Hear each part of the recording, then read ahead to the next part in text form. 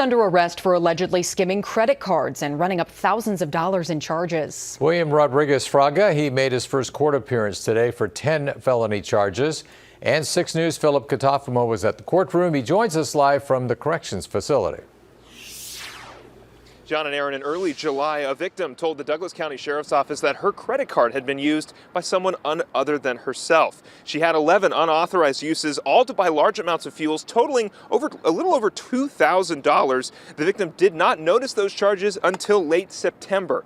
Now, almost 2 months later, deputies investigated another unauthorized charge. The second victim had 17 illegal charges, believing her business fleet card had been compromised. Authorities say camera footage from several Hy-Vee gas stations showed Fraga filling 8 to 10 gas cans with diesel. An investigation at his apartment revealed 43 Walmart cards, cash cards, 11 bank chip debit credit cards, card reader, and Hy-Vee receipts.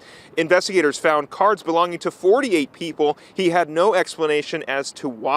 Douglas County Deputy Michael DeChilis says most of the time these crimes are committed by fraud groups from Romania.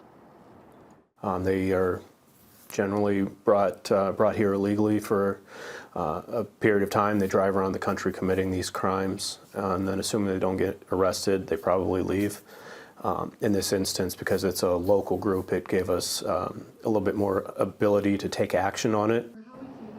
Deputy DeChellis says they have had about a dozen and a half cases, or about half a dozen cases a year and a half or so ago. However, he says they are back committing crimes. Rodriguez Fraga allegedly admitted to using the cards, claiming he found about 20 of them in the bathroom. Now, Fraga is expected back in court for a preliminary hearing on December 17th. His bond is set for $100,000. On your side in Omaha, Philip Katafamo, 6 News. Back to you, John.